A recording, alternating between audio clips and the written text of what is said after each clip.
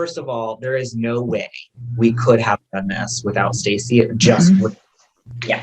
I had, previous to Stacy entering the picture, I had visited facilities, and that was a real option that could have happened because I knew he wanted to stay at home, but I also knew I was going to be in with him, which wasn't where I was at in my life. Gonna work. It wasn't going to be able to happen. And so it was Stacy entering the picture, but also just who she is and her skill, because she has that natural ability to meet someone where they're at and kind of figure it out. So she was like a puzzle. I feel like with Stacy, there was always a call like, hey, can we buy some fabric? Let's, he's feeling down. He's starting to notice textures. He's starting to notice colors. Can we put up some bright fabric in, or things like that, that would, what it came to the point where her ideas were always spot on when she called, whatever it was. The answer is yes. Let's do it. So she's really tuned into what he was interested in and took hints and built opportunities to try it out, check it out. Let's have an experience. Let's see what he does with it. So as he journeyed through this dementia, you're describing someone who is very much sensory driven. And I would suspect at the same time, he was also sometimes sensory averse, didn't want things, intolerant. So being able to do things like cleaning up and showering and changing clothing can be often during those times, recognizing that's just the opposite side of the same coin, where he's drawn to some things because of textures and experience. On the other side, he hates this because of textures and experience and the temperature and the this and the that. And so acknowledging that and going, okay, well, we'll dial it down. We won't ask as much. We'll get it done and just be done with it. We won't do it as frequently or intensely because it's his life. I mean, we want to support his life and we don't want him to smell bad or look bad. But at the same time, so he wears the same sweater all the time. He likes the feel of the sweater. He likes the look of it. Why is it such a big deal? We'll have two, we'll wash them a lot. We'll, flip it out and he won't maybe notice, maybe we'll, True, Stacy, or something else? Yes, that's true. And it wasn't until he got to the Airbnb when I started learning about himself. He started talking about nature and wanting to be like back out in nature because he did that kind of stuff, so it's like, okay, there's some clues here. And so that's when it all started from there. He liked bright colors. So I started looking for uniforms that were bright, and I mean, everything you can think of. I mean, I tried to meet him like right where he was at. Yeah. So you would have connections. And when you have connections, it's harder to say no. When you like somebody and they're a good person, it's harder to be mean. And he wasn't that kind of guy to start with. I mean, he was very much a people person.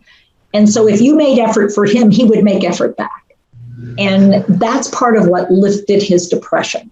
I mean, it was hard. It's not like it totally lifted totally, but there were lots of high moments and moments where he felt good. I'm curious, Tracy, Stacy. Oh. People call me Tracy all the time. Well, Stacy, Tracy, you can do that. Did he like going out and being with people with you as his partner? Or was it just the two of you mostly? Yeah, just the two of us mostly. Yeah. So you had sort of entered in when he needed more language support, thought support, engagement support, and being with other people, it was demanding. And he was much more comfortable with the familiar. Yeah, I mean, I just made sure that I didn't overstimulate him. One of the things that I reached out to Micah about was starting a men's group, because Patty used to have women over, and I'm like, well, he's just sitting here amongst all these women with nothing to do. Yeah. So we created a men's group. So something like that, he was familiar with his community. So these are some familiar the songs he was familiar with, so things like that. you know. Yeah, that's a huge part of Jewish community is for sure gathering of the men, gathering of the women, gathering of the men. And we eat and we talk and we drink and we talk and we pray and we sing and we talk. I mean, those are sort of like core values of community. And so you gave him community again. Super cool. So Micah, when you moved back to town, if you will, what did you notice about the transition to the next phase of life when new choices had to be made? It was so fast. I mean, you know, it's like thinking back, I just can't even believe how fast moving that train was. And every, you know, it was a call from Stacy, like, okay, we've shifted away from this type of food, or, you know, he's starting to show these particular overstimulation signs when we have visitors over. He's lasting a little longer. He's sleeping a little bit more, irritability creeping up a little bit more, just the shift and the memory, the language, all of it happening so fast. Before we knew it, we were, you know, getting other caregivers involved, you know, trying to get more and more care. He was, I mean, I think that right when Stacy entered the picture were his sort of last outings into the community. She kind of got those in under the wire before it became too hard for him to leave. So, you know, a visit to the zoo, a visit, you know, out to see music. He had a friend in the community who would actually take him once a week to go to a swimming pool he loved to go to and help him get a swim in. So he was doing those last bits of engagement in the world. And then it became too scary for him. Yeah. So that's what we realized, and what Stacy communicated is that, you know, it's now becoming his anxiety over getting from walker into the car. Those kind of things are starting to create such stress for him. It just happens so quickly. And having those eyes, I mean, you are a remarkable detective, Stacy, because you really do get it. That really observing that feedback, that loop where you try something and you watch and you evaluate it and you go, okay, well, let's try changing this. And no, still not. So we need to change the environment. We need to change the number of people. We need to eliminate the people. We need to simplify the amount of time that we're spending. So that transitioning through that, that can be really awful or relatively smooth. And it really depends on the ability of the people around to accept this is the change. I mean, we might get a high moment, but here's the melody now. The melody has shifted. We're in a different song. And so we need to shift to meet this new ability state instead of trying to get what used to be to happen again. And accepting, wow, change has happened. Okay, we're going to change. Yeah. And it's not failure. It's where we need to be to support where he is. Yeah. So he got to stay at home and you worked out other support stuff. So what was one of the other challenges as life was finishing, as he was finishing his life? What were some of the other challenges you came up with, Micah? Because I think you and Stacy both, because learning about that, people think that the person will just die in their sleep. And it's like, that so rarely happens. Learning what these transitions look like help us get comfortable so we don't have to have them go through things that they don't need to go through if we're comfortable. It's our discomfort that frequently has us wringing our hands and saying, can't you give them something? I think he needs, he's really distressed. And it's like, well, somebody is, you know. So talk to us a little bit about some of the other transitions. I'm going to let Stacy, if you don't mind, take the lead on this one. She was really the one watching the shift happen and helping manage all of the changes as they came.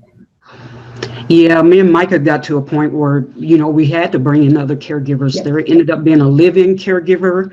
I mean, he was starting to have sundowning issues, you know, the behavior stuff, like you said. And then we ended up adding more caregivers to the list. I mean, so we ended up with 8 caregivers, including me, just to make it happen, just to keep him home. But when the behavior started, there was this question, I don't know, maybe we are going to have to transition him to a facility. I don't know if we can handle this, because we didn't know how bad it was going to get. Right. We didn't know. Yeah.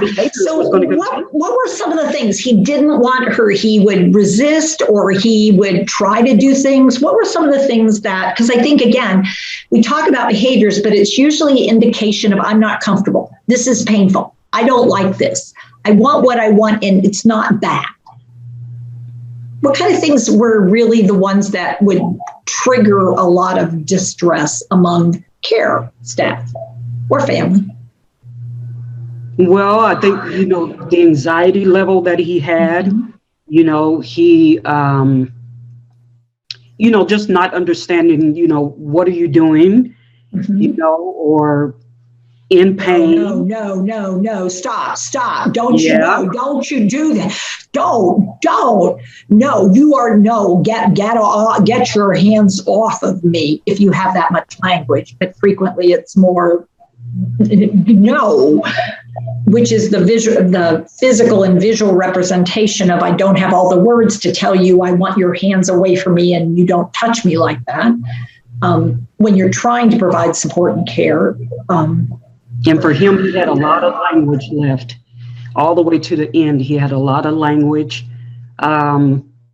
He just had a lot of fear. He had this fear of falling, constantly, thinking that he was going to fall because he didn't come back. Yeah. Yeah, So finding gravity was a real challenge for him. Gravity became his enemy, and movement became incredibly scary. Because gravity, when you're on two legs, and you're like, whoa, and you feel like you can't use your skeleton like we use our skeletons to stay upright, because his is like this, so it's all muscle power. Yeah. And, that fatigue and that whoa, and the vision combined with the balance really gets scary. So you figure out trust. Because of that anxiety, he was having less and less trust. Is someone going to take care of me? Yeah. And that was the thing, is that he and Stacy bonded. And so he trusted her voice. It was like they had this blanket. It was a comfort blanket. But when she was gone, it was terrifying. So other caregivers, even myself, it was like he needed Stacy. Yeah. So that was really challenging because she couldn't be there all the time. So we had to kind of, especially as things had progressed, we had to kind of do the best we could when he wasn't there. Yeah. But we all felt it because that bond that they had and that trust and connection, he knew all of his needs were going to be met fully. She was the most attuned to his feelings, and she was the most playful. So they had a sort of like a special, so not fearful, not angry, but more positive, and give him that thrive to survive and feeling comfortable and feeling bonded. You're absolutely right. And trying to imitate her, you're faking it. You're not my Stacy. Get out, leave me be, kind of thing. So Stacy would also get the hardest jobs and also, the moments of pleasure, and others would go, what does she have that I don't have? Kind of thing, which sort of, a little resentful at times, but at the same time, it was who he was. And that bond that you created was really listening so carefully to what he meant, regardless of what words he might have used, and what he needed, and how to try something. Let's try. Can we try? I'll be here. As a result of their special connection, I think he had joy up until the very, very end. I mean, there was as it progressed, things got harder, and he was less comfortable, and there were less moments. But I would say there was whistling up until the point he couldn't whistle anymore. He was singing. Stacy and him would talk to each other in voices. My dad, he was little, had a very theatrical and musical presence. And so that's the truth, is that it wasn't just about caretaking physical self. It was like lifting him up. Yeah. And allowing him these moments of joy where it wasn't all focused on, we need to get your teeth brushed, which was important, but it was also about, how has your spirit been? Yeah. Yeah. Yeah. So figuring out that strategy, and it's a rare care person that has that ability, and it's a rare family that sees the value of that ability and also sees if it develops in a care relationship, what a gift that is, because that then lightens the load of being the son, because I can be his son. I don't have to be everything, and we don't have to be able to heal the relationship that we can't heal anymore. I mean, we don't, he's not going to have the ability to talk through what got us to where we are, and letting go that I'm not going to get to do that resolution of that. And I can keep a little distance so I can thrive through this by having Stacy be the surrogate here, and yet be absolutely real. So that it's really, you guys have done a remarkable job of creating family and creating care that worked for Rabbi. That doesn't always happen. Rarely happens. Yeah. As a matter of fact. Wow. One of the things that gave him the greatest joy was, his son's being back in his life, taking over care. He just thought that was like, his heart just melted. It was something that he was longing for, so. And even there was resolution. For him, then all those things that drove you apart must have resolved because you came back and you were part of his life again. And it was almost like the house. It was like he was just glad that it had happened. He didn't examine it like, people without dementia would have to examine it. Well, what exactly happened here? And it wasn't about that. It was just, it had happened, and how joyful that was that it had happened. Which is well, and I would add that it was healing for me because, some of, without getting too much into the family drama, some of what I realized is in his Alzheimer's, he wasn't holding on to guilt and he wasn't holding on to baggage. A lot of that was impacting how he was relating to his family. Sure. And so when he was a little bit lighter, without being able to remember exactly what he felt bad about from the past, he was honestly it was like getting a chance to meet him when he was a different version of himself before this or that or whatever. It was a simpler way to relate human to human that was kind and forgiving and loving. Not traditionally what you think of a rabbi. Who, it's all about the details and it's all about the discussion and it's all about that. But it became all about the emotional impact. Mm-hmm. And that was part of who he was too. And so that's huge that he got to live out both of those lives. And that and that's the part that I knew I needed to connect with, was the emotional part. I knew I had to reach that part of him, and I knew that that's what was going to just change the trajectory of everything, which it did, For sure, Stacy, because what he didn't like is feeling stupid and incompetent. Yeah. He was a really smart guy. And so feeling incompetent and stupid is what was getting in his way.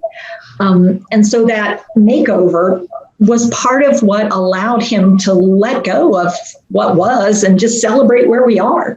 Mm-hmm. That's a gift. Wow.